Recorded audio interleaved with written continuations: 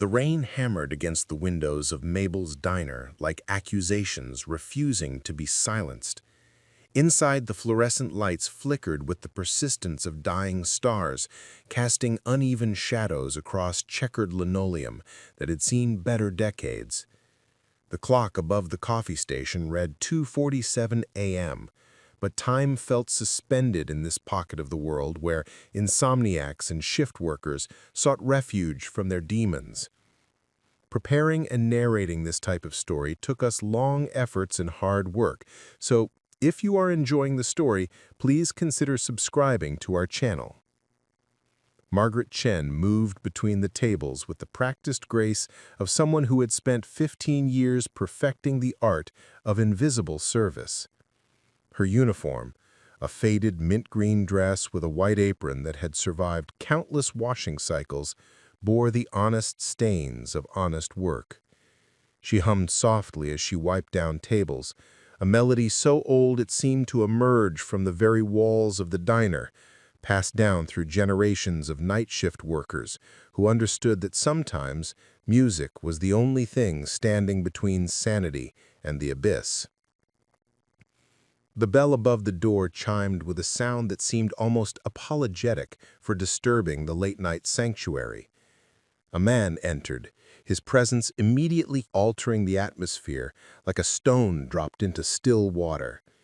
Even in the dim light, his expensive suit was unmistakable, charcoal gray with a subtle pinstripe that probably cost more than Margaret made in 3 months. His shoes, Italian leather, polished to a mirror shine, clicked against the floor with the authority of someone accustomed to having doors opened and problems solved with the snap of fingers. But something was wrong with this picture of wealth and power. The man's shoulders sagged as if carrying invisible weight. His silver hair, usually immaculate according to the business magazines Margaret sometimes glimpsed at the grocery store, hung slightly disheveled. Dark circles shadowed his eyes, and his hands, manicured hands that had signed billion-dollar deals, trembled slightly as he chose a booth in the far corner away from the other late-night patrons. Margaret recognized him immediately. Theodore Blackwell III, CEO of Blackwell Industries, a man whose face graced the covers of Fortune and Forbes with the regularity of sunrise.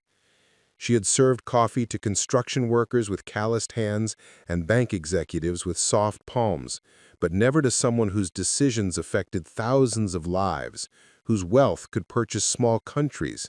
Yet here he sat, looking more lost than the teenage runaway who had wandered in last Tuesday with nothing but a backpack and hollow eyes. The diner's other occupants seemed to sense something significant was happening.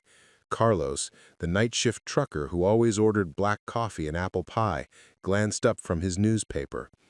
Sally, the hospital orderly, still in her scrubs after a double shift, paused mid-bite of her grilled cheese sandwich. And even Jerry, the regular who came in every night to escape his empty apartment since his wife's death, lowered his crossword puzzle to observe the unusual scene. Margaret approached the table with the same steady pace she brought to every customer, her order pad ready, her smile genuine despite the exhaustion that lived permanently behind her eyes.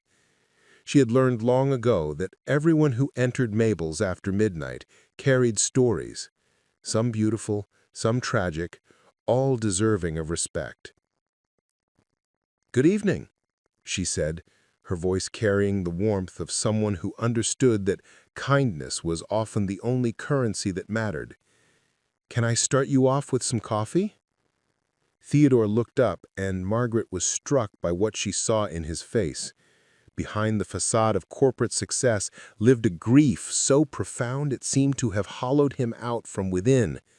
His eyes, which business rivals described as sharp enough to cut glass, were red-rimmed and vacant. When he spoke, his voice cracked like autumn leaves.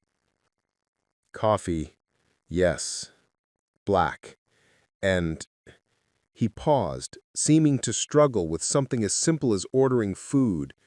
"What do you recommend for someone who can't remember the last time they were hungry?" The question hung in the air between them, loaded with implications that went beyond menu selections. Margaret had heard similar questions before, from people whose appetites had been stolen by loss, depression, or circumstances that had stripped away life's simple pleasures. She recognized the tone of someone reaching across an emotional chasm, hoping for a lifeline.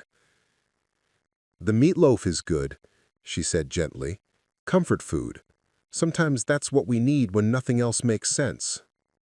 As she moved to the coffee station, Margaret began to hum again.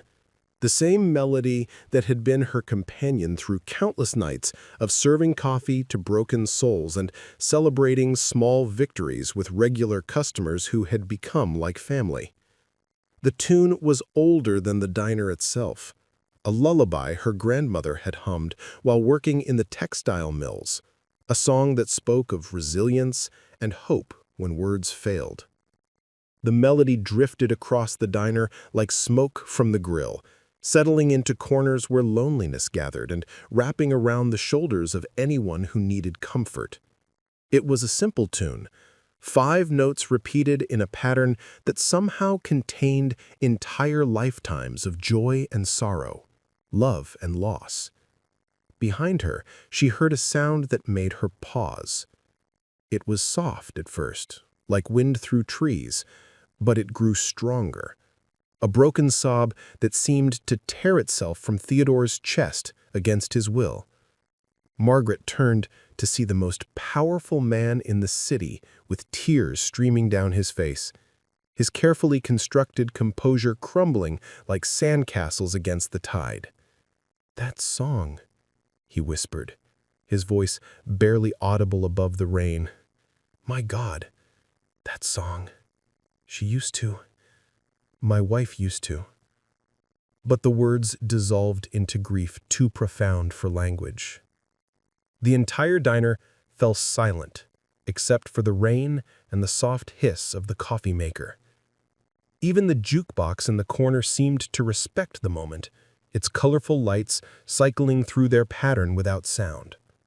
Carlos set down his newspaper, his weathered face creased with concern. Sally pushed aside her sandwich, her nurse's instincts recognizing someone in emotional crisis. Jerry simply watched, his own experience with loss creating an immediate understanding. Margaret stood frozen, coffee pot in hand, witnessing the collapse of a man who had built empires but could not build walls strong enough to keep out the memory of a simple melody. In that moment, she understood that she had somehow become the catalyst for something that had been building inside Theodore for what must have been months or years, a dam of suppressed grief that her innocent humming had finally broken. The song continued to echo in the space between them, 5 notes that had traveled through time to find this moment, this place, these 2 people whose lives were about to become unexpectedly intertwined. Margaret realized that whatever happened next would change both of them in ways they could not yet imagine. That sometimes the most powerful moments in life arrived not with fanfare, but with the simple act of humming an old tune while wiping down tables in a diner at 3 in the morning.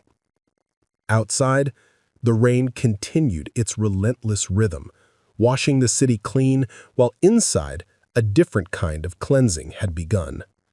One that would strip away pretenses and reveal the raw, beating hearts beneath carefully constructed facades. The night was far from over, and Margaret sensed that by dawn, nothing would be quite the same. Margaret had been humming that melody for as long as she could remember. It had been the soundtrack to her childhood, drifting through the small apartment she shared with her grandmother after her parents died in a factory accident. Grandma Chen would hum that melody while braiding Margaret's hair before school, while stirring soup on cold evenings, while folding laundry that smelled of lavender and hope. The tune had no official name, no recorded version that Margaret had ever found. It existed in that sacred space of family traditions passed down through whispered lullabies and kitchen conversations. Now, 37 years old with calloused hands and dreams deferred, Margaret found herself the sole keeper of that melody.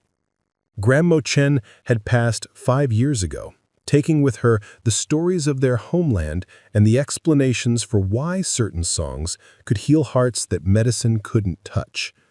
All that remained was the humming and Margaret's stubborn belief that music could bridge gaps that words couldn't span.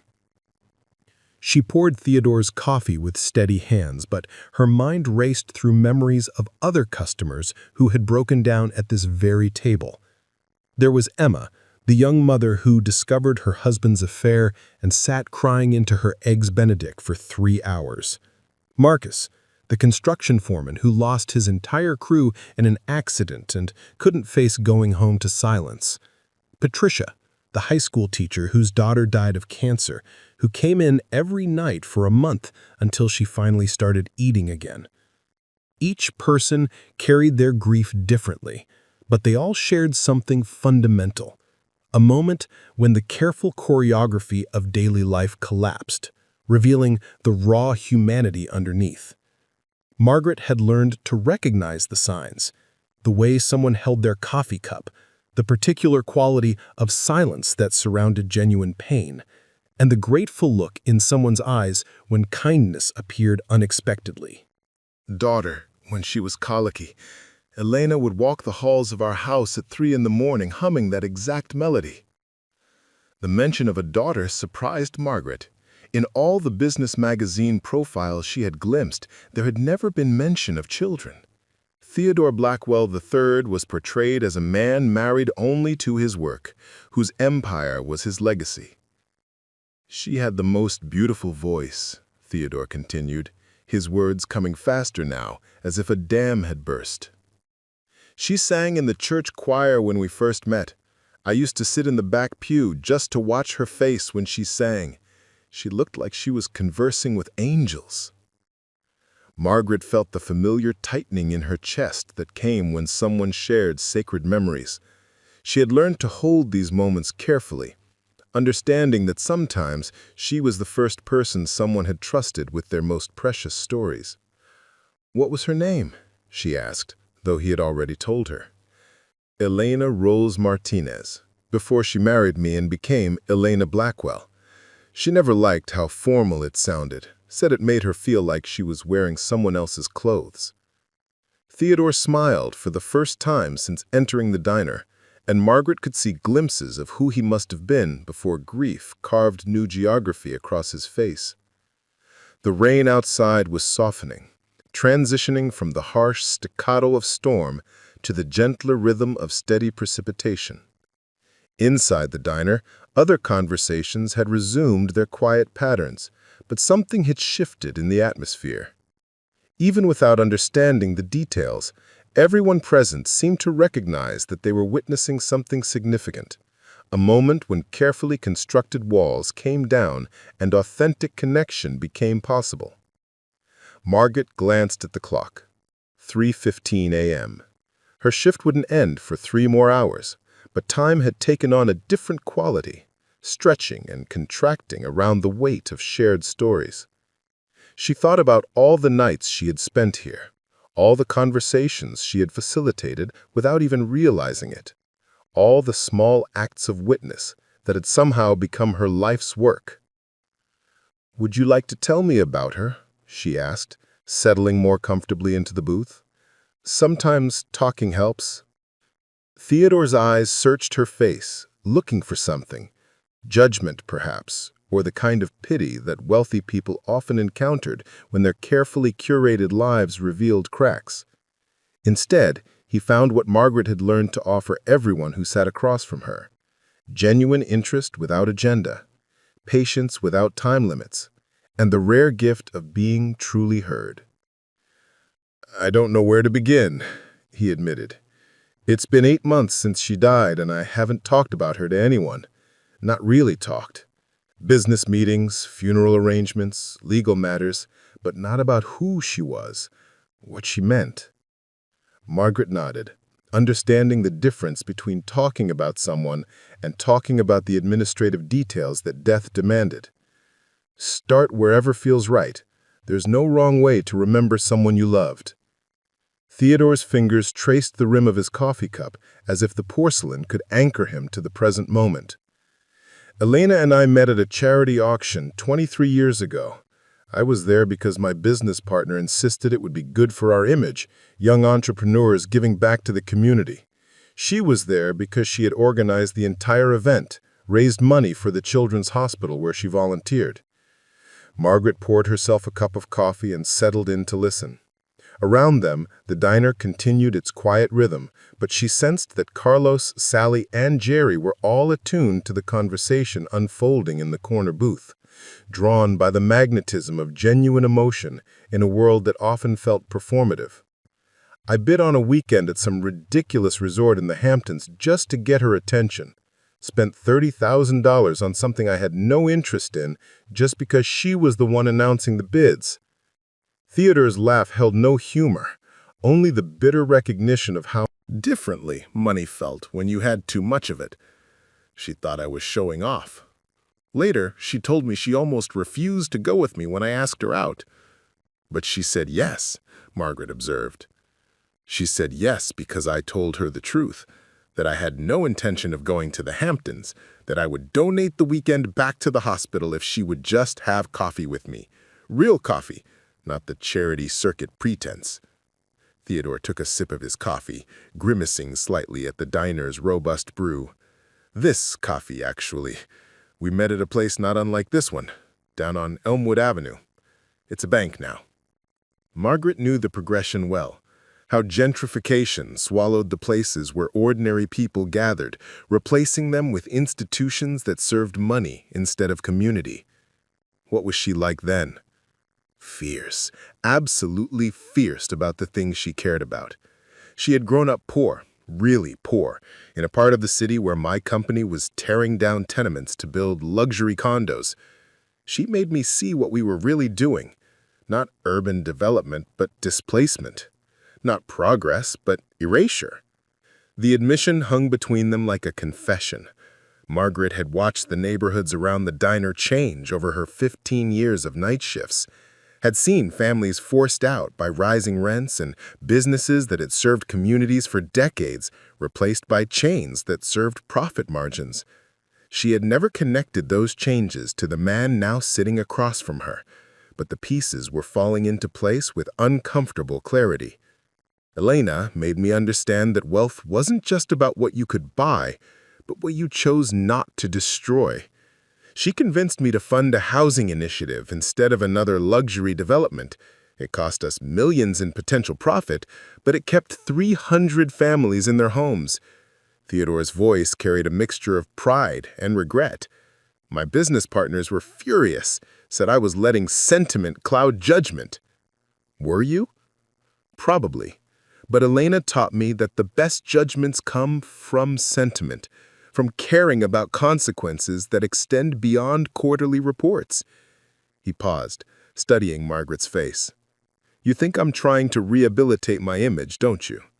Wealthy man shares his charitable side with working-class woman in the middle of the night? Margaret considered the question carefully. I think you're a man who loved someone who changed how you saw the world, and you're trying to figure out who you are without her.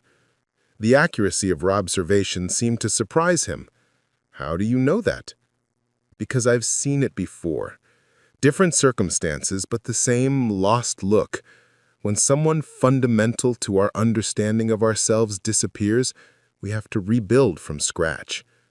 Margaret thought of her own reconstruction after her grandmother's death, how she had to learn who she was without someone to care for, someone whose needs gave her life structure and meaning. Theodore nodded slowly. Elena and I had been trying to have children for years. Fertility treatments, specialists, hope followed by disappointment month after month. When she finally got pregnant with Sarah, we were so careful, so protective. Elena ate organic everything, did prenatal yoga, read to her belly every night. Sarah, Margaret repeated, storing the name with the reverence it deserved. She was born 2 months premature. Tiny, perfect, fighting for every breath in the NICU. Elena barely left the hospital for 6 weeks. She would hum that song while holding Sarah through the incubator openings, convinced that her voice was the medicine our daughter needed most. Margaret could picture it. Elena's hands reaching through clinical machinery to touch new life, her voice carrying love and determination across the antiseptic space between hope and fear. Did Sarah make it through? She did. Came home weighing barely 5 pounds, but with Elena's determination and my stubborn refusal to accept any outcome except success. Theodore smiled again, and Margaret caught another glimpse of who he must have been as a father. She grew up strong, brilliant, with Elena's conscience and what my wife called my productive obsessiveness. Where is Sarah now? The question caused Theodore's expression to shift, clouds gathering behind his eyes. That's where the story gets complicated, where my success became our failure. Margaret waited, understanding that some stories required time to untangle themselves, that the most important truths often hid behind the most difficult confessions. Sarah graduated from Stanford at 22, with degrees in environmental science and social justice. She came home with plans to use our family foundation to fight climate change, to fund renewable energy projects in underserved communities. Elena was so proud. She saw Sarah as the perfect synthesis of idealism and pragmatism. But you didn't agree? I thought she was naive. 22 years old, no real-world experience, wanting to revolutionize industries that I had spent decades understanding. I thought she needed to learn the business first, understand how complex these issues really are. Theodore's voice carried the weight of regret that Margaret recognized as particularly toxic, the regret of being right for the wrong reasons. So there was conflict. There was war. Sarah accused me of caring more about profit margins than planet preservation. I accused her of caring more about headlines than sustainable change. Elena found herself caught between us, trying to mediate between two people she loved who saw the world in fundamentally different ways. Margaret could envision the dinner table conversations, the gradual erosion of family harmony as idealism crashed against pragmatism, love complicated by money and power, and the weight of expectations that came with inheriting an empire. Elena tried everything: family meetings, mediators, separate conversations where she attempted to help each of us see the other's perspective. But Sarah and I were both too stubborn, too convinced of our own righteousness. Theodore paused to drink his coffee, and Margaret noticed his hands were steadier now, as if the act of confession was providing its own form of stability. What happened? Sarah joined an environmental activism group, started organizing protests against companies like mine, not specifically targeting Blackwell Industries, but making it clear that she saw corporate America as the enemy of environmental progress. The media loved it. Billionaire's daughter rebels against family fortune. The story had everything: generational conflict, environmental consciousness, class warfare. Margaret had seen similar stories in the newspapers left behind by customers, tales of wealthy families torn apart by competing visions of social responsibility. But hearing it from the inside, from someone whose personal pain was hidden behind public headlines, made the human cost visible in ways that journalism rarely captured. How did Elena handle it? Elena handled it by getting sick. Theodore's voice cracked again, and Margaret realized they were approaching the heart of his grief. The stress, the constant mediation between Sarah and me, the way our family had become a public spectacle, it wore her down in ways that took months to become visible. What kind of sick? Cancer. Pancreatic. The kind that moves fast and shows mercy to no one, rich or poor. Theodore's clinical tone couldn't disguise the raw pain underneath. She was diagnosed on a Tuesday in March, dead by November. The stark timeline hit Margaret like a physical blow. She had lost people to cancer before. Her grandfather, a regular customer named Frank, and her high school friend Lisa. But the compressed timeline of pancreatic cancer always felt particularly cruel, like having the rug pulled out from under life before you could adjust your footing. Were you and Sarah able to reconcile before she died? Elena made us promise. On her deathbed, literally, with morphine pumping through her veins to manage pain that made her body curl into impossible shapes, she made us hold hands and swear that we would not let her death become another thing we fought about. And did you keep that promise? Theodore's silence stretched long enough that Margaret understood the answer before he spoke it. We kept it for exactly 3 weeks. Then Sarah announced that she was using her inheritance to fund a lawsuit against Blackwell Industries for environmental violations dating back 15 years. She said it was what Elena would have wanted, holding the family business accountable to the values Elena had tried to instill. Margaret felt her stomach drop. She could see both sides of the conflict with painful clarity. A daughter trying to honor her mother's memory through action, a father feeling betrayed by the weaponization of grief. She wasn't entirely wrong, Theodore continued.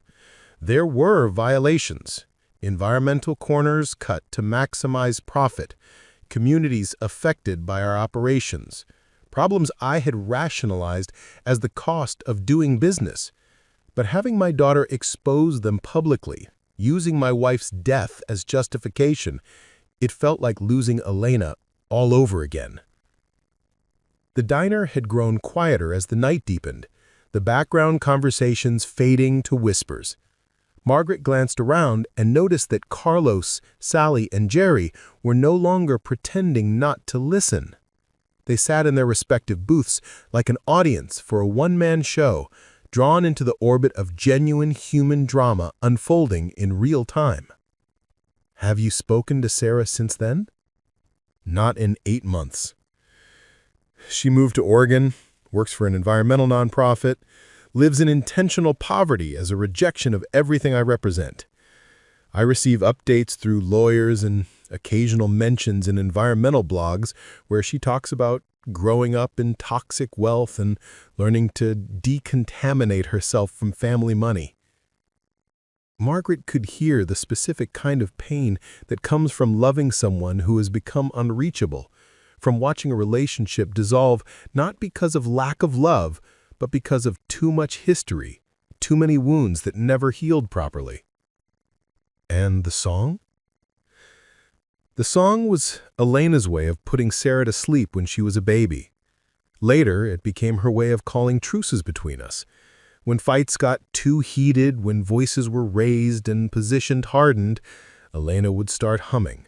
Just those 5 notes, repeated until the anger dissolved into something softer. It was like a reset button for our family. Theodore looked directly at Margaret for the first time since beginning his story. When you started humming tonight, it was the first time I heard that melody since Elena's funeral. Sarah hummed it at the graveside, but we were standing on opposite sides of the casket by then. I haven't heard it since. Margaret felt the weight of accidental significance, the way her unconscious choice to hum while working had unlocked someone else's most guarded memories. I'm sorry. I didn't know. Don't apologize. I needed to hear it. I needed to remember that once there was a sound that could bring peace to our family. Even if that peace is gone, it existed. Elena made it exist. The rain had stopped while Theodore was speaking, leaving behind the fresh, washed silence that always follows storms. Margaret could hear the distant hum of the refrigerator, the soft tick of the wall clock, and the almost inaudible sound of other people breathing in shared space. These were the sounds of life continuing, of the world maintaining its rhythm even in the midst of personal revelation. Theodore, Margaret said, using his name for the first time. Can I tell you something? He nodded, seeming grateful for any interruption of his own voice, any reprieve from the exhausting work of excavating buried pain. 15 years ago, when I started working here, I thought I was just passing time until my real life began. I was going to save enough money to go back to school, become a teacher, make a difference in the world. Margaret turned her coffee cup in slow circles on the table, watching the dark liquid catch the fluorescent light. But somewhere along the way, I realized I was already making a difference. Not the way I had planned, but in ways I couldn't have imagined. Theodore listened with the focused attention of someone who understood that other people's stories might contain clues to their own survival. Every person who sits in this booth carries something: pain, joy, confusion, hope, but always something that matters to them more than anything else in the world. And sometimes, just having someone listen, really listen, can change the entire trajectory of their night, their week, their life. You think I should call Sarah? I think you're both mourning the same woman, and grief shared is grief that becomes survivable.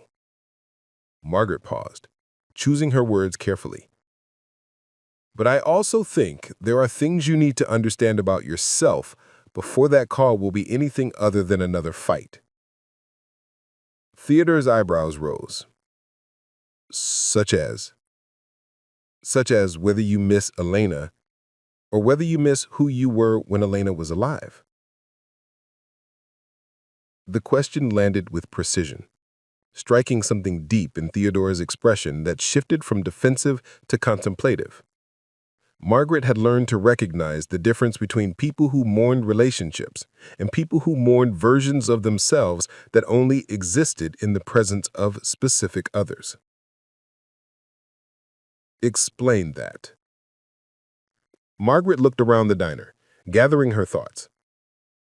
I see a lot of people in here who are trying to figure out who they are after losing someone important. Some of them are grieving the person who died. Others are grieving the person they used to be when that relationship existed. It's a different kind of loss with a different kind of solution. And you think I'm mourning myself? I think you're mourning a man who made decisions based on love instead of profit margins. A man that Elena's influence allowed you to become. Without her voice in your head, you've reverted to older patterns, older priorities. Theodore sat back against the booth, considering this interpretation.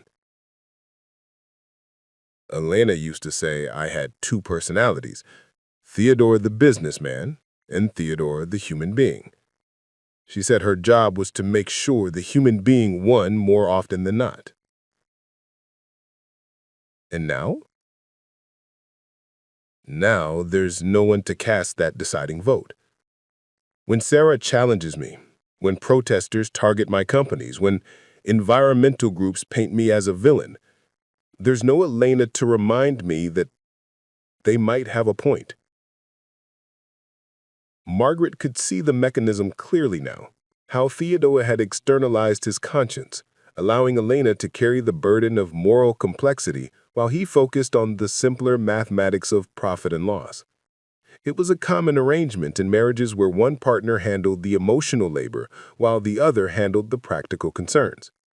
But when the emotional partner died, the practical partner was left without internal navigation systems for anything beyond balance sheets. Do you think Sarah might be trying to be Elena's voice now? The question made Theodore flinch, as if Margaret had touched a fresh wound. Sarah is trying to destroy everything Elena and I built together. The foundation, the company, the family reputation.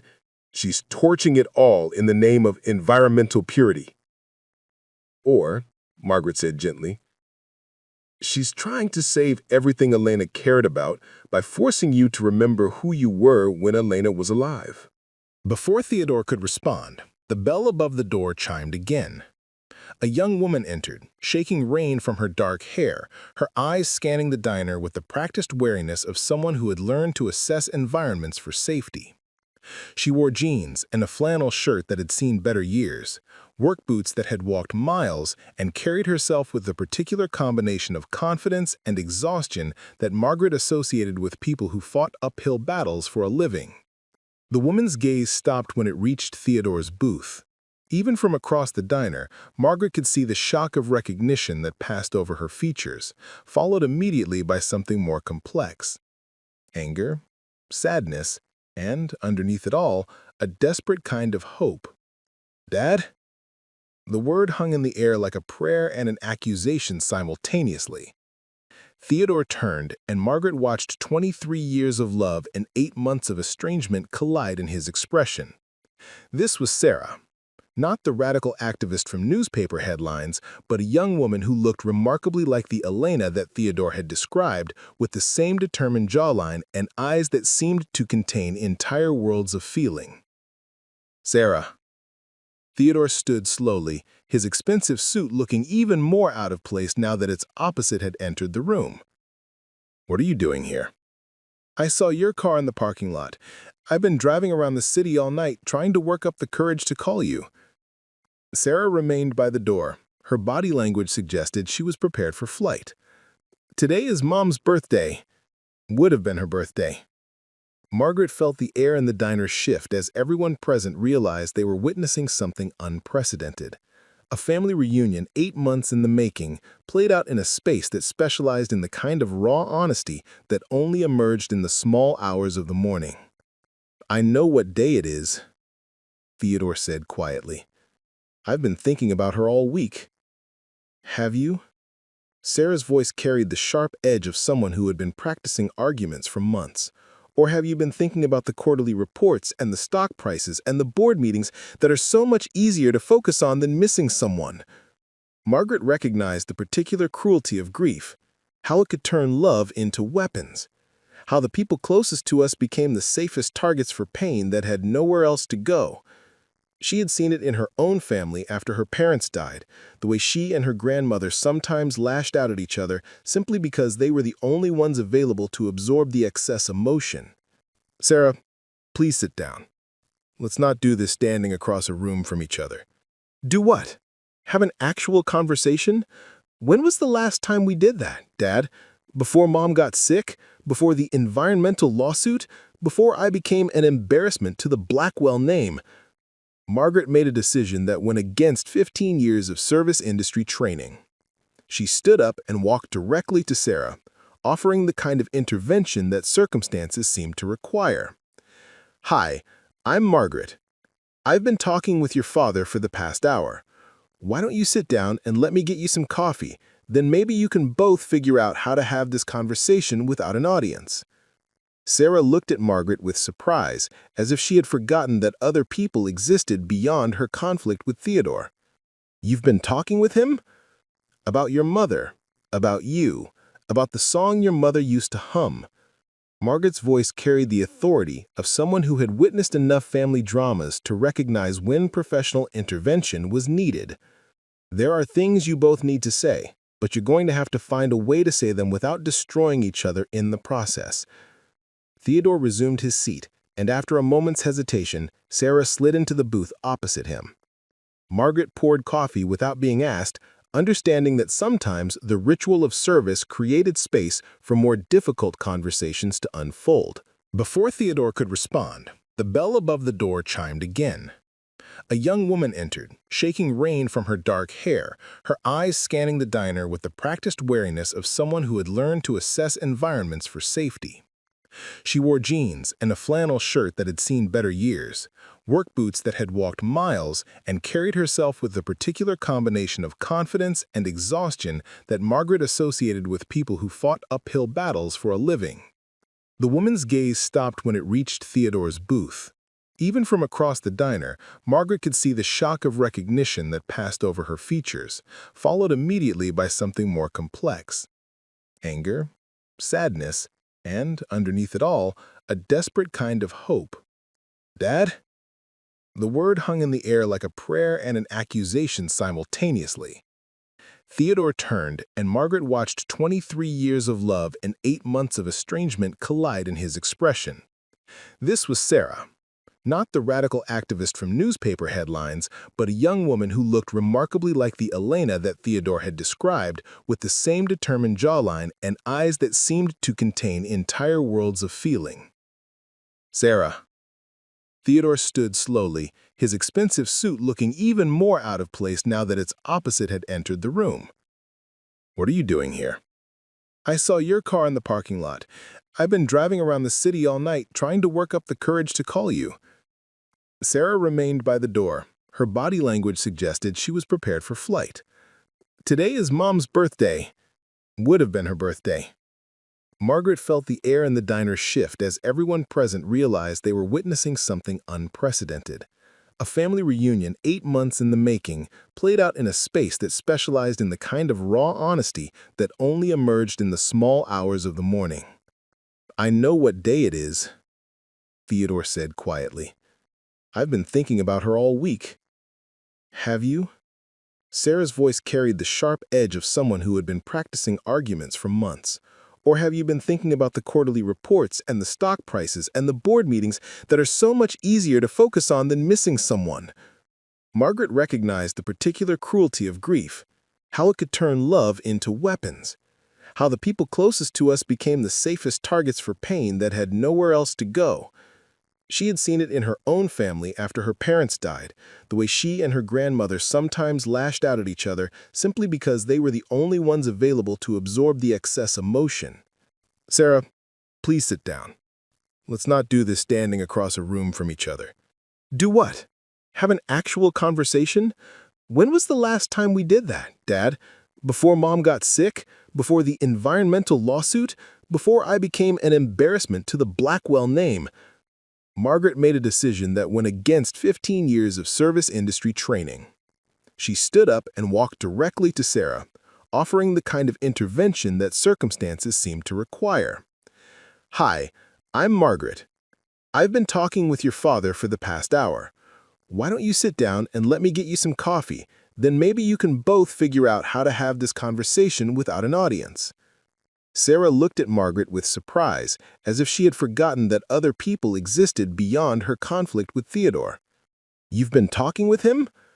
About your mother, about you, about the song your mother used to hum." Margaret's voice carried the authority of someone who had witnessed enough family dramas to recognize when professional intervention was needed. "There are things you both need to say, but you're going to have to find a way to say them without destroying each other in the process." Theodore resumed his seat, and after a moment's hesitation, Sarah slid into the booth opposite him. Margaret poured coffee without being asked, understanding that sometimes the ritual of service created space for more difficult conversations to unfold. "Your father has spent the last hour telling me about how much he loved your mother, how much he misses her, and how lost he feels without her guidance," Margaret said, placing Sarah's coffee on the table. "He's also told me about the conflict between you two, about the lawsuit, about how your environmental activism has made him feel betrayed." Sarah's eyes flashed. "Did he tell you about the communities his company has poisoned? The environmental violations he's covered up for years? The way he's used Mom's death as an excuse to avoid taking responsibility for—" "Sarah," Theodore's voice was quiet but firm. "Stop. Stop what? Telling the truth? Stop holding you accountable for the damage you've caused?" Sarah's hands trembled around her coffee cup, and Margaret could see that beneath the anger lived a grief as profound as her father's. "Your mother," Margaret interjected, "used to hum a song to bring peace between you two." Both Theodore and Sarah turned to look at her, temporarily united in their surprise at the interruption. "Your father told me that when fights got too heated, Elena would start humming those 5 notes until the anger dissolved into something softer, like a reset button for your family." Margaret met each of their eyes in turn. What would she be humming right now? The question hung in the air between them, creating space for something other than accusation and defense. Margaret could see both of them struggling with the implications, not just what Alana would have done, but what her presence had meant to their ability to find common ground. "She would be humming," Sarah said, quietly, "and then she would make us tell her 3 things we loved about each other before we could continue fighting." Theodore nodded slowly. "She said anger was just love with nowhere to go, and if we could remember the love first, the anger would find its proper place." "So," Margaret said, settling back into the booth beside Theodore, "let's try that. Sarah, tell your father 3 things you love about him." Sarah's immediate impulse was clearly to resist, but something in Margaret's tone, perhaps the gentle authority of someone who had facilitated countless difficult conversations, made her pause and consider the request seriously. "He kept every drawing I ever made, even the terrible ones from kindergarten. He has them framed in his office at home." Sarah's voice softened slightly. "I love that he taught me to negotiate by letting me practice on him when I wanted later bedtimes or bigger allowances. He never just said no, he always made me present my case." Theodore's expression shifted as his daughter continued. "And I love that when Mom was dying, he never left her side. Even when board meetings were scheduled, even when important deals needed his attention, he chose her, always chose her." Sarah's voice cracked on the last words, and Margaret could see that her anger had been protecting something much more vulnerable. Theodore was quiet for a long moment before responding. "I love that you never let me get away with easy answers. Even as a child, you asked the hardest questions about fairness, about consequences, about whether success was worth the cost." He paused, looking directly at his daughter. "I love that you inherited your mother's conscience, even when it makes my life more complicated." "And the 3rd thing?" Margaret prompted gently. Theodore's voice became very soft. "I love that you're brave enough to fight me when you think I'm wrong. It terrifies me and frustrates me, but Alana always said that loving someone meant being willing to risk the relationship for their soul. You're willing to risk our relationship for my soul, and that's the most loving thing anyone has done for me since your mother died." Sarah began to cry, not the angry tears of their initial confrontation, but the deeper tears of recognition and relief. Margaret had seen this moment before, the instant when people realized that their conflict was not evidence of love's absence, but of its overwhelming presence. "I don't want to destroy the company, Dad. I want to save it. I want to make it into something Mom would be proud of, something that honors the values she tried to teach us both." Sarah reached across the table, and after a moment's hesitation, Theodore took her hand. "The lawsuit, the environmental violations, you're right about all of it. And you're right that I don't understand how complex it is to change a system from the inside. I've been attacking from the outside because it felt cleaner, more righteous. But Mom never chose clean and righteous over complicated and effective." Margaret watched the reconciliation unfold with the satisfaction of someone who had learned to recognize when her intervention had catalyzed something healing. But she also understood that this was just the beginning, that real reconciliation would require months or years of difficult conversations, compromises, and the patient work of rebuilding trust. Around the diner, the other patrons had witnessed the entire drama with the respectful attention that night shift people brought to moments of authentic human connection. Carlos wiped his eyes with a paper napkin. Sally had abandoned all pretense of eating, her sandwich forgotten as she watched a family find its way back to itself. Even Jerry, whose own family relationships had never recovered from his wife's death, seemed moved by the possibility that some wounds could heal. "There's something else," Theodore said, still holding Sarah's hand.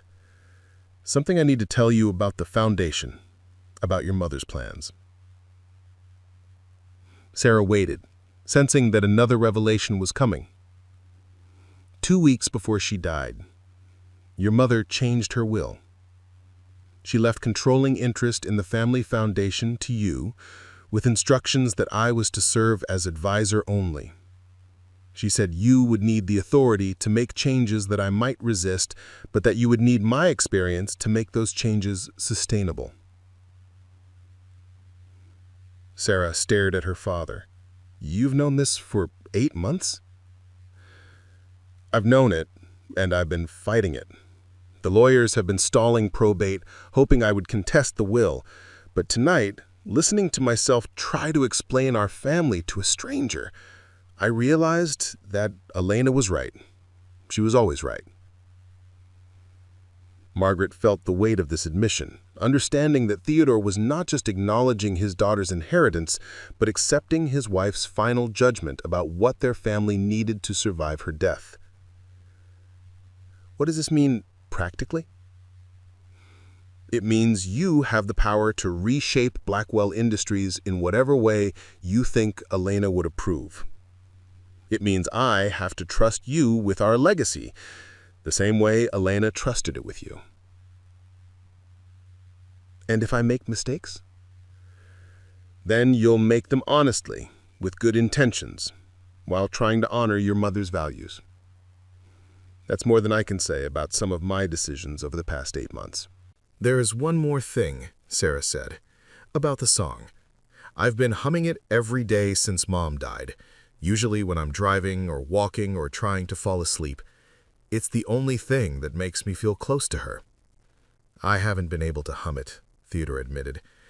Every time I try, I start crying. Tonight was the first time I've heard it since the funeral, and it broke me open. Margaret understood what was happening. A family learning to share their grief instead of weaponizing it. Discovering that their individual relationships with Elena's memory could coexist and even strengthen each other. Maybe, she said softly, you could hum it together, not to bring back the past, but to create something new that honors what came before while acknowledging what you've both learned. Theodore and Sarah looked at each other across the table, and Margaret could see them weighing the risk of shared vulnerability against the possibility of genuine connection. It was the same calculation she had watched countless customers make over the years, the decision to trust that openness might lead to healing rather than additional pain.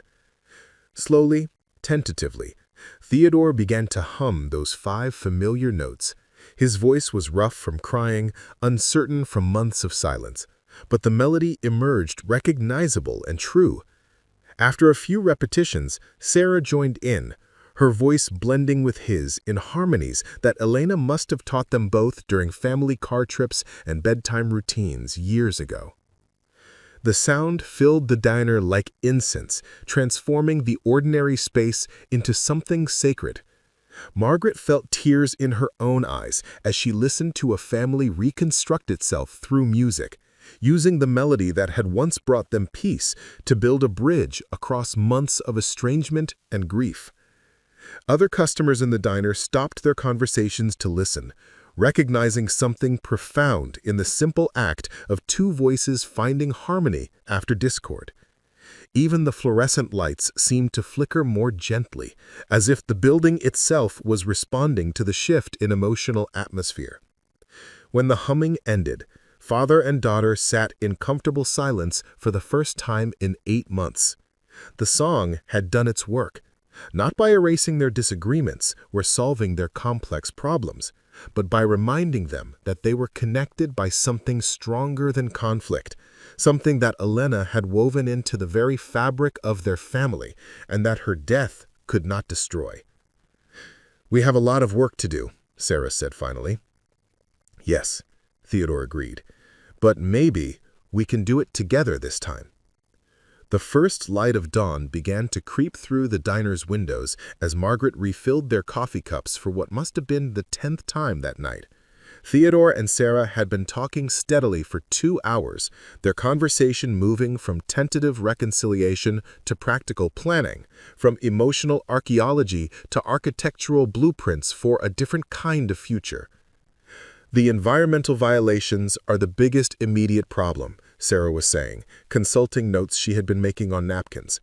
The EPA fines alone could reach 8 figures if we don't demonstrate significant remediation efforts. Theodore nodded, his business instincts engaging as he processed this new dynamic of treating his daughter as a partner rather than an opponent. But if we're proactive, if we implement changes beyond what they're requiring, we can turn regulatory compliance into competitive advantage.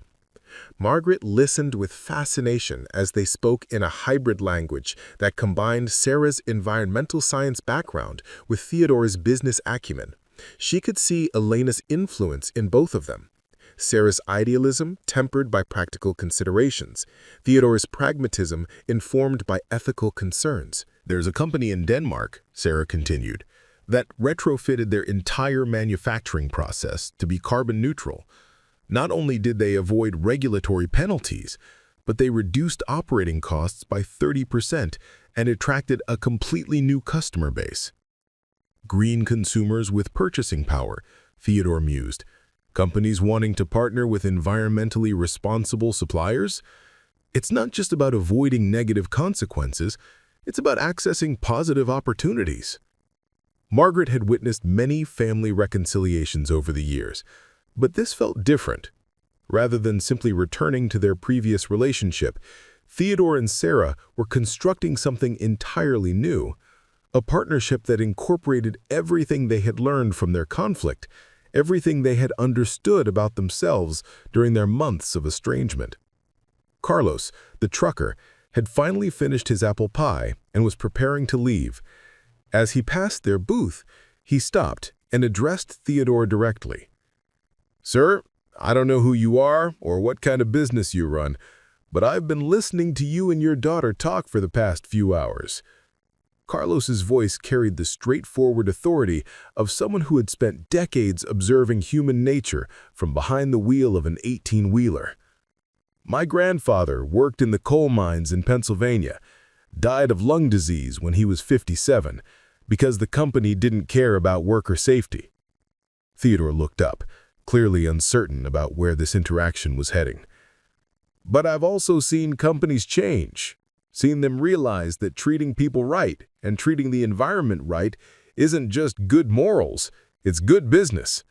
What you two are planning, it sounds like the kind of change that could save a lot of people from what my grandfather went through." Sarah smiled at Carlos with genuine warmth. "Thank you for saying that. It helps to know that people are watching, that they care about these issues. Oh, we're watching, and we remember which companies step up when they don't have to, and which ones only change when they're forced to." After Carlos left, Theodore sat quietly for a moment, processing the interaction. "I spent years insulating myself from conversations like that. Board meetings, country club dinners, industry conferences. Everyone I talked to had the same perspective, the same priorities. I forgot that our decisions affect real people with names and families and futures." "Mom never let you forget," Sarah observed. "She was always bringing home stories from her volunteer work, talking about the people who were impacted by corporate decisions. She made the abstract personal. And when she died, I lost that connection. I reverted to seeing people as market demographics instead of individuals with stories. You've reminded me tonight that everyone has a story. Carlos, you, the other customers here, you're all living lives that have been shaped by decisions like me make in conference rooms." Margaret felt the weight of this recognition, understanding that her role in Theodore and Sarah's reconciliation had been more significant than she had initially realized. By simply being herself, by treating Theodore as a human being rather than a celebrity, by listening to his story without judgment, by facilitating honest conversation, she had become a bridge between his insulated world and the reality of how wealth and power affected ordinary people. "There's something I want to show you." Sarah pulled out her phone. She scrolled through photos until she found what she was looking for. "This is from the environmental lawsuit research, not the legal documents, but the people I interviewed." She showed Theodore a series of photographs. Families whose children had developed asthma from air pollution, communities whose water supplies had been contaminated by industrial runoff, workers who had developed illnesses from exposure to improperly handled chemicals. "I don't want you to feel guilty," Sarah said quickly, seeing her father's reaction. "I want you to understand that this is what we're really fighting for. Not abstract environmental principles, but real people whose lives we can actually improve."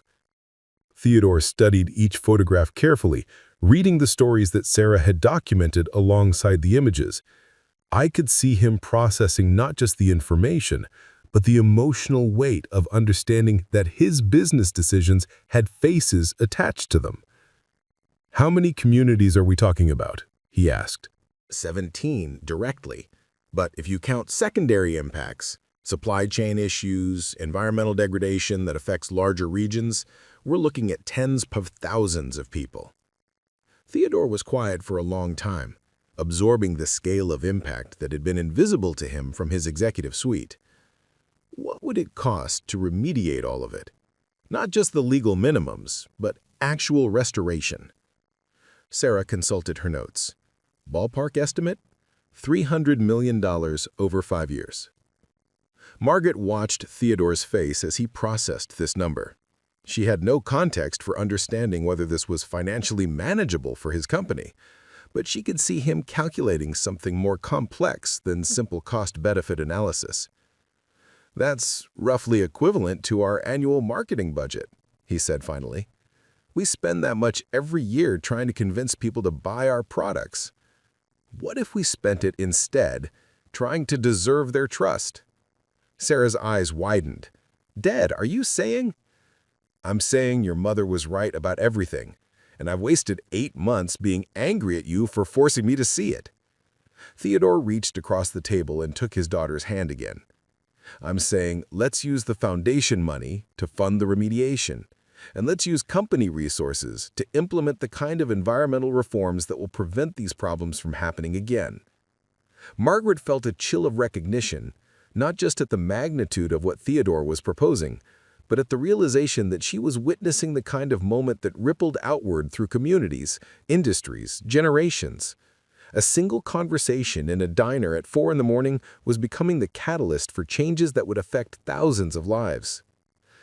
"There's more," Sarah said, her excitement building. "If we approach this comprehensively, if we become genuinely proactive about environmental responsibility, we could influence other companies in our industry, create market pressure for everyone to raise their standards." Theodore nodded, his business mind engaging with the strategic implications. Industry leadership has competitive advantages. If we're first to market with truly sustainable practices, we set the standards that everyone else has to meet. Margaret noticed that other customers were beginning to filter into the diner as the breakfast shift approached. The morning rush would bring construction workers heading to job sites, office employees grabbing coffee before long commutes, parents feeding children before school. Life would continue its ordinary patterns, but something extraordinary had occurred in the space between night and day, in the conversation between a father and daughter who had rediscovered how to listen to each other. "Margaret," Sarah said, turning to address her directly, "I don't know if you realize what you've done tonight, but you've helped save my family. You've probably helped save a lot of other families too, though you'll never know their names." Margaret felt embarrassed by the praise, uncertain how to respond to the suggestion that her simple act of listening had contributed to something so significant. "I just poured coffee and asked questions. You too did the hard work." "No," Theodore said firmly, "you did something much more important. You created space for truth-telling.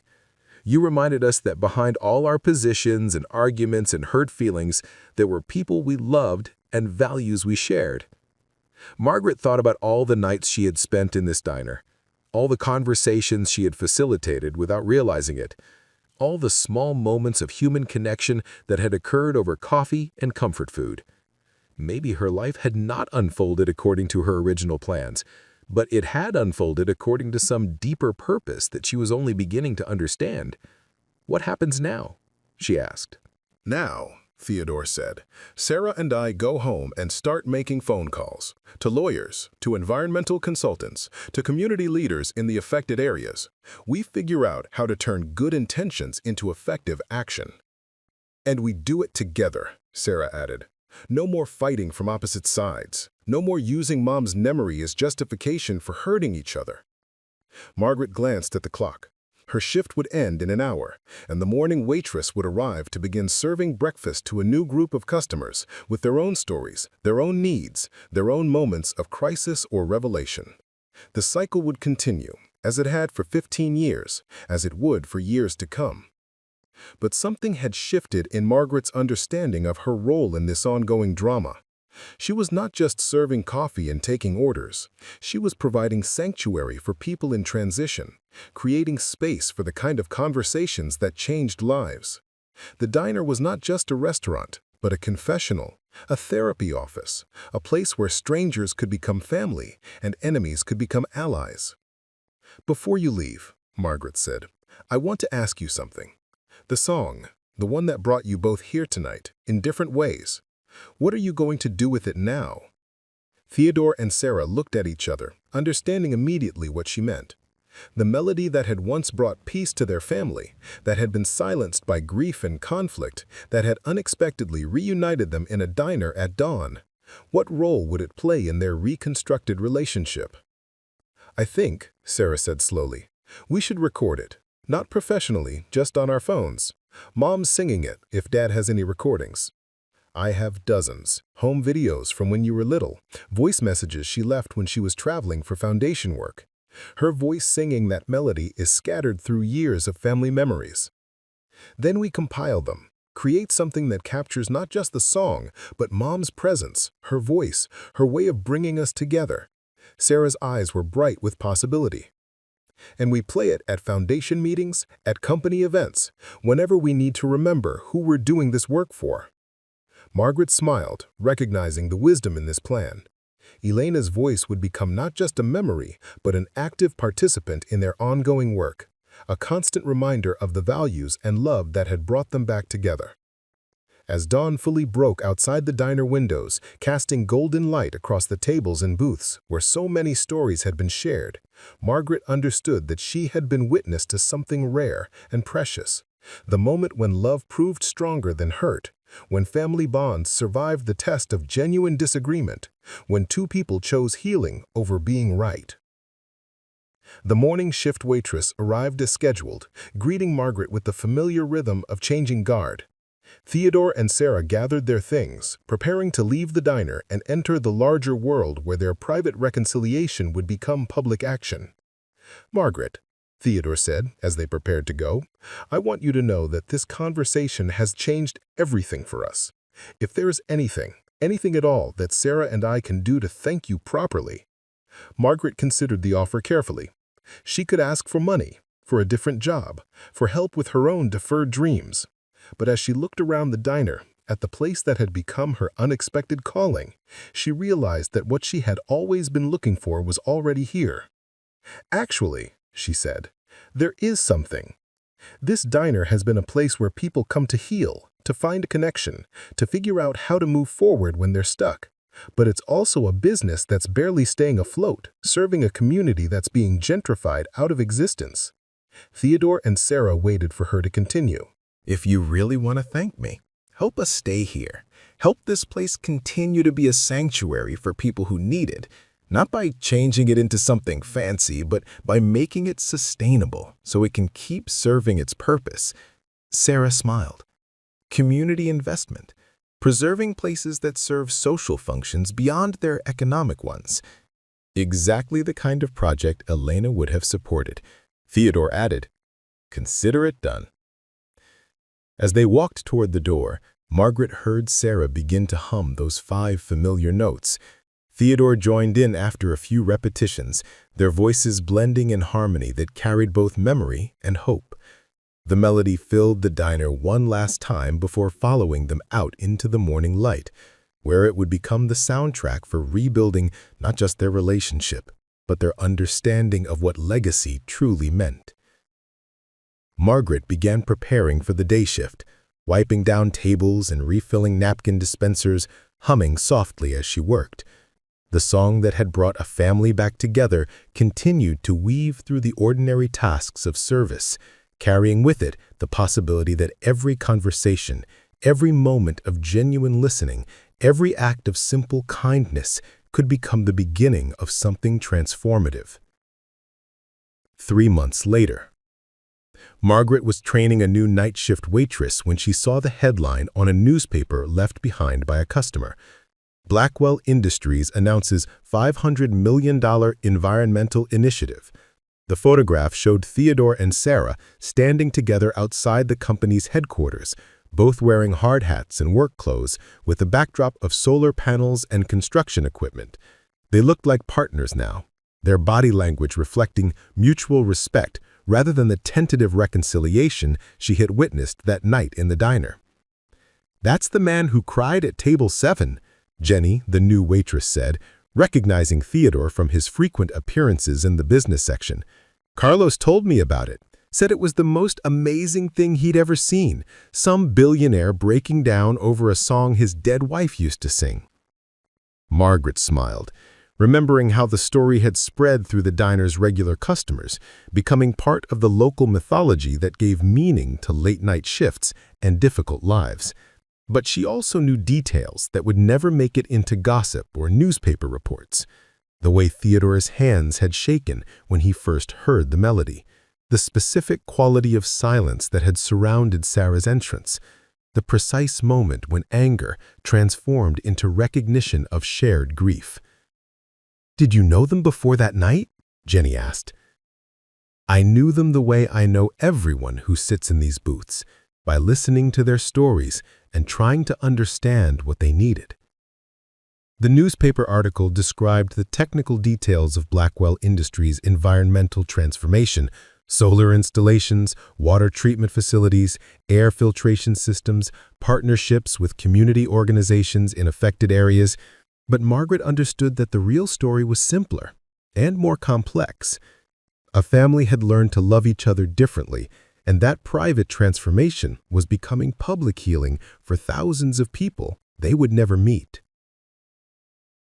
6 months later, Theodore began coming to the diner once a month, always ordering coffee and meatloaf, always sitting at the same booth where his reconciliation with Sarah had begun. He never stayed long and never discussed business, but Margaret could see changes in him that went deeper than the environmental initiatives making headlines. He had learned to ask questions about other customers, not from nosiness, but from genuine interest in how ordinary people navigated their lives. "The community meetings are going well," he mentioned during one visit, referring to the forums Blackwell Industries had established in neighborhoods affected by their previous environmental practices. "And how's that working?" Margaret asked, refilling his coffee. "It's messy. Democracy always is, but the solutions we're implementing are better because they incorporate perspectives I never would have considered." Theodore smiled. Elena would have loved seeing Sarah challenge a room full of engineers and consultants, making them explain their proposals in language that elderly grandmothers and teenage activists could understand.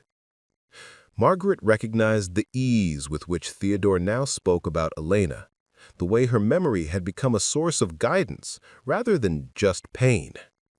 Grief, she had learned from years of late-night conversations, could either trap people in the past or teach them how to honor what they had lost by living differently in the present. 1 year later, the diner received an unexpected visitor, a documentary filmmaker who was creating a project about corporate transformation and community healing. She had interviewed dozens of people affected by Blackwell Industries' environmental initiatives and kept hearing the same story, that the changes began with a conversation in a late-night diner with a waitress who had created space for a father and daughter to rediscover their love for each other. "I don't think you realize how many people have been affected by what happened here," the filmmaker told Margaret during a quiet evening interview. "The environmental cleanup has improved health outcomes for thousands of families. The company's shift towards sustainable practices has influenced their competitors to adopt similar policies. And the foundation that Sarah now runs has become a model for how inherited wealth can be used for community healing rather than just charity." Margaret listened politely, But she found herself more interested in the stories behind the statistics. The 7-year-old girl in Detroit whose asthma had improved after air quality reforms. The fishing community in Louisiana whose water supply had been restored. The factory workers in Ohio who had gained health insurance coverage for environmental illness treatment. But all of that grew out of something much smaller. A man missing his wife, a daughter trying to honor her mother's values, and a song that reminded them both what love looks like in practice. 18 months later, Sarah started bringing other young activists to the diner, introducing them to Margaret as if she were a counselor rather than a waitress. These meetings usually happened around midnight after protests or community organizing events, when idealistic 20-somethings needed to process the gap between their hopes for change and the slow reality of systemic transformation. Margaret helped my father and me understand that anger is just love with nowhere to go. She showed us how to find productive directions for the energy we were spending on fighting each other. Margaret watched these young people struggle with the same questions that had once divided Theodore and Sarah: how to balance idealism with pragmatism, how to work within systems while pushing for fundamental change, how to maintain hope when progress felt impossibly slow. Change happens in conversations, she would tell them. Not just in protests or board meetings, but in moments when people choose to listen to each other instead of just waiting for their turn to speak. Some of them dismissed this advice as naive, preferring the clarity of confrontation to the messiness of dialogue.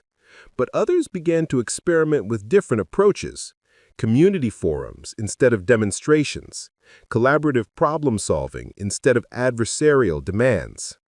Margaret could see Sarah's influence in their evolving strategies, the way Elena's legacy was being passed down to a new generation of activists who understood that sustainable change required winning hearts as well as arguments.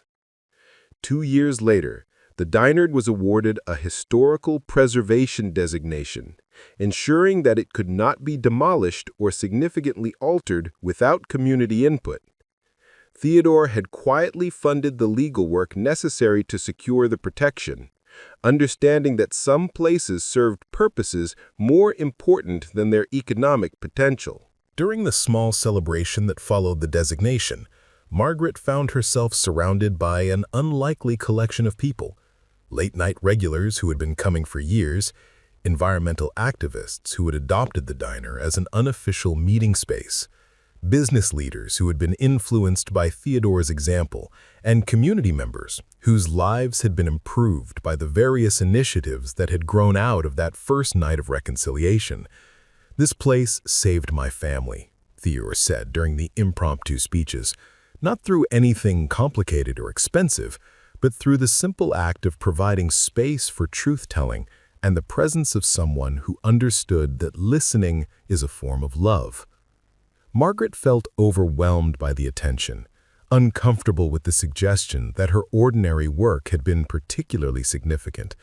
But as she looked around the room, at Carlos, who had become an informal spokesperson for truckers concerned about environmental issues, at Sally, who had started a support group for healthcare workers dealing with environmental illness cases, at Jerry, who had begun volunteering for community cleanup projects after years of isolation, she began to understand that her role had been more like that of a gardener than a catalyst. She had not created the growth, but she had provided the conditions in which growth could occur: safety, attention, acceptance, and the radical act of treating every person who walked through the door as if their story mattered.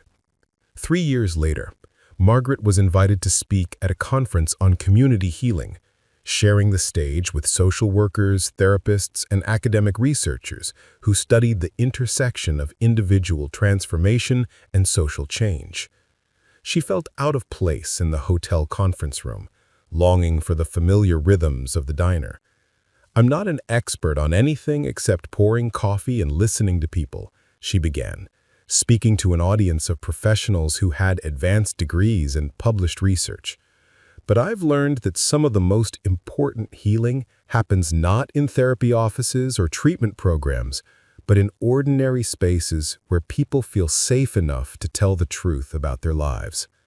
She told the story of Theodore and Sarah's reconciliation, but focused on the smaller elements that had made transformation possible.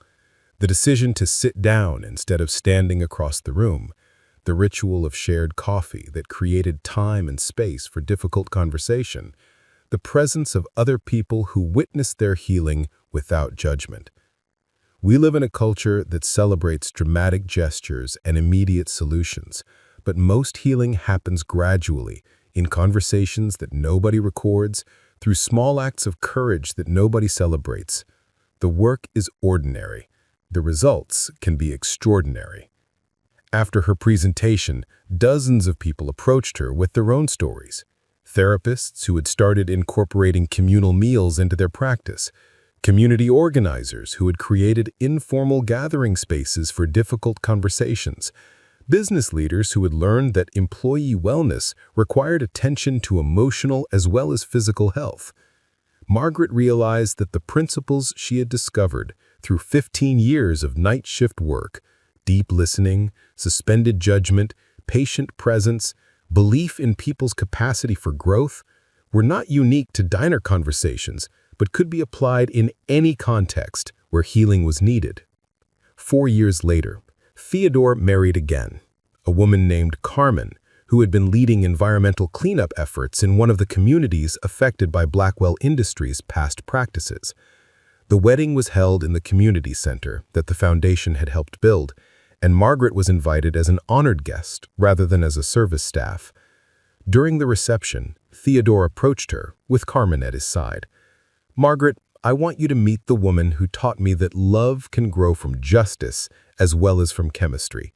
Carmen, this is Margaret, the waitress who saved my relationship with my daughter and probably my soul as well." Carmen smiled with the warmth of someone accustomed to being appreciated for practical work rather than romantic gestures. "Theodore has told me about that night in the diner so many times that I feel like I was there. You created space for honesty at a moment when his family needed it most." Margaret studied the new couple, recognizing something in their partnership that reminded her of the relationship Theodore had described with Elena. Mutual respect based on shared values, love that expressed itself through commitment to making the world better for other people. "What's next for you two?" she asked. "We're opening a retreat center," Carmen explained, "where families and communities can come to work through conflicts using the kind of dialogue processes that helped Theodore and Sarah. Not therapy exactly, but structured conversations in environments that encourage truth-telling and genuine listening." Theodore nodded. "We want to create more spaces like your diner, places where people can be honest about their pain and their hopes without fear of judgment or exploitation." Margaret felt a deep satisfaction in knowing that the principles she had practiced intuitively were being systematized and shared, that other families might avoid months of estrangement because Theodore and Sarah had learned to choose healing over being right. 5 years later, Sarah brought her newborn daughter to the diner at 2 a.m., not because she needed anything specific, but because she wanted her child's first weeks to include exposure to the place where her family had learned to love each other again.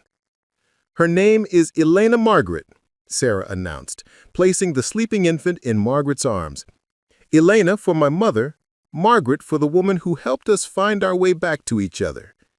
Margaret felt tears in her eyes as she held the baby, understanding that she was being trusted with something precious, not just a child, but the continuation of a story that had begun with grief and transformed into hope.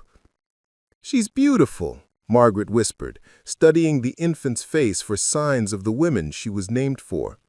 "What kind of world are you planning to leave her?"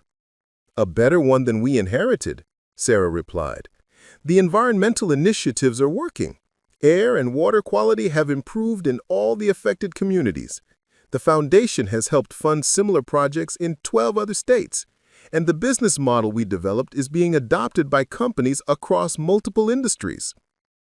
Margaret rocked the baby gently, humming those same 5 notes that had once brought peace to Sarah's own childhood, that had reunited a broken family, that continued to serve as a reminder that love could survive even the most profound disagreements. 10 years later, Margaret stood behind the counter of Mabel's Diner, now officially renamed Elena's Place, in honor of the woman whose memory had sparked so much healing. At 67, she had finally accepted the title of Community Coordinator, a role that formalized what she had been doing informally for decades. The diner operated as both restaurant and community center now, hosting conflict resolution workshops during slow afternoon hours and serving as headquarters for the environmental justice network that had grown out of Theodore and Sarah's reconciliation. The walls were lined with photographs documenting the changes that had rippled outward from that night 10 years ago. Cleaned rivers, restored communities, families reunited, young activists who had learned to channel their passion into sustainable change. But Margaret's favorite photo was the simplest one. Theodore and Sarah sitting in booth 7, their hands clasped across the table, both of them humming.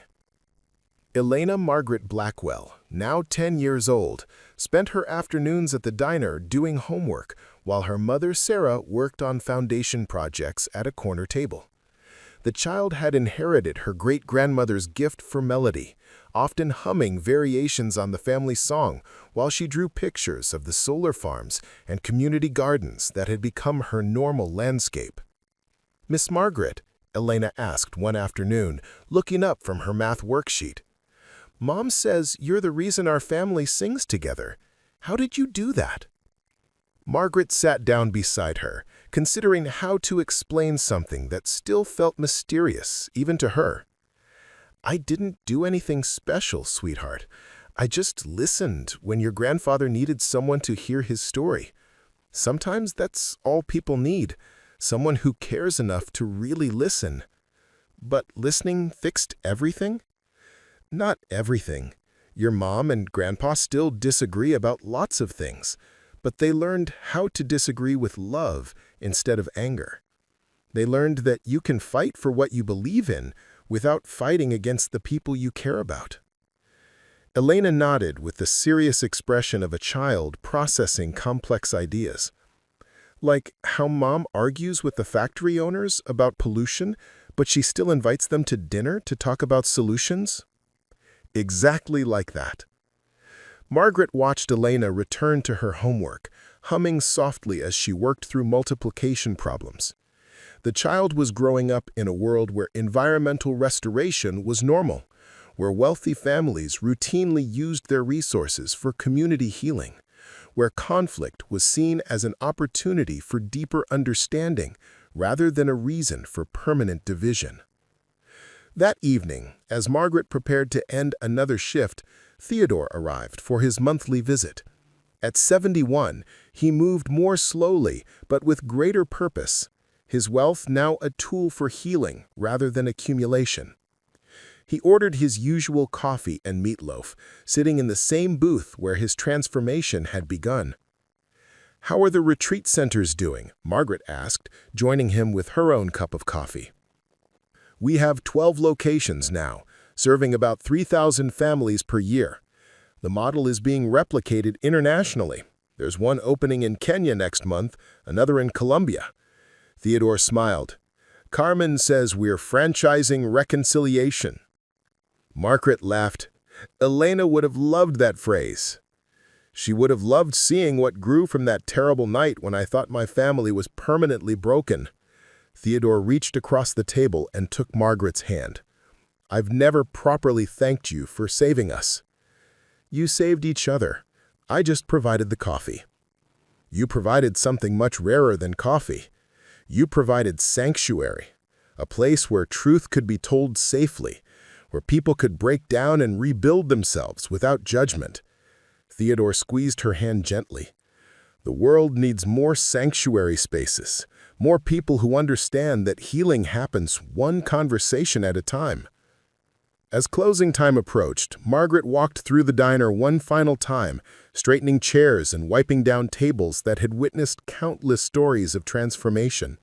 Tomorrow would bring new customers with new struggles, new opportunities to practice the simple art of deep listening that had somehow become her life's work. She paused at booth 7, remembering that night 10 years ago when a billionaire's tears had mixed with black coffee, when a song 5 notes long had rebuilt a family, when she had discovered that ordinary kindness could change the world in extraordinary ways.